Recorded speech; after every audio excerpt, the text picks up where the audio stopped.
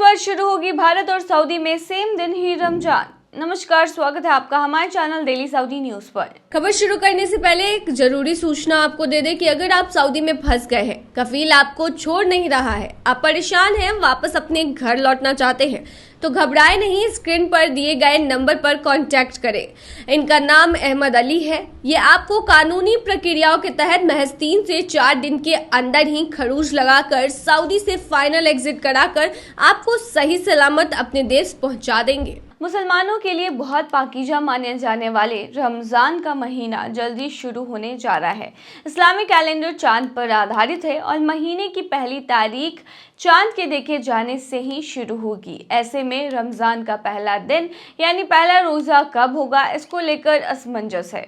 दुनिया भर में चांद एक ही दिन नहीं दिखता है। ऐसे में आमतौर पर पश्चिम एशिया में भारत और एशियाई लोगों से एक दिन पहले महीने की शुरुआत होती है। ऐसे में रमज़ान भी सऊदी और अरब में एक दिन पहले शुरू हो सकता है।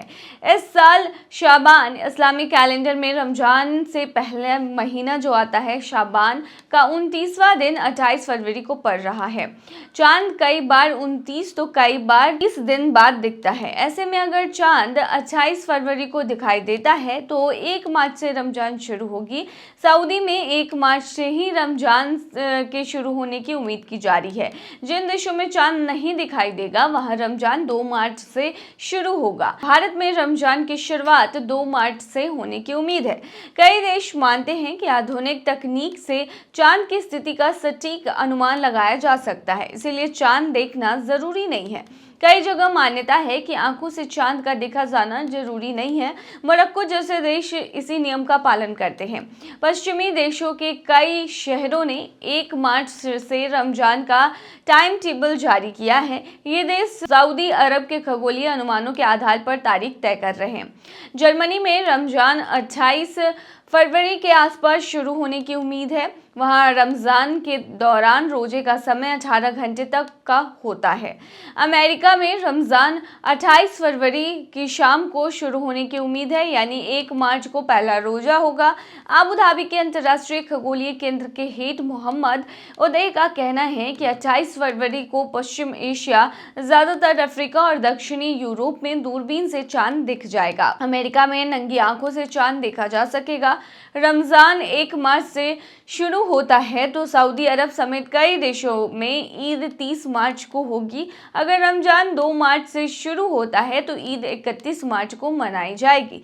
मुस्लिमों के बीच रमजान की तैयारियां शुरू हो गई हैं। इस्लामी मान्यता है कि रमजान का महीना धार्मिक रूप से श्रेष्ठ है। इस महीने में इबादत का ज्यादा महत्व माना जाता है। बता दें कि जब भी सऊदी अरब में रमजान की घोषणा होती है उसके एक दिन बाद ही भारत में रमजान मनाया जाता है। सऊदी अरब में पड़ रही है जनवरी जैसी खतरनाक ठंड। फरवरी खत्म होते होते भारत के यूपी, दिल्ली जैसे कई बड़े शहरों में गर्मी ने दस्तक दे दी है। लोग गर्मी के कपड़े भी निकाल रहे हैं। इधर मिडिल ईस्ट के सऊदी अरब में अभी भी खतरनाक ठंड की स्थिति बनी हुई है। सऊदी के कई हिस्सों में तापमान 0 डिग्री से नीचे यानी माइनस में है। गल्फ न्यूज के मुताबिक सऊदी अरब के मध्य और पश्चिमी भाग के कई बड़े शहर में अचानक शीतलहर का प्रकोप देखा जा रहा है।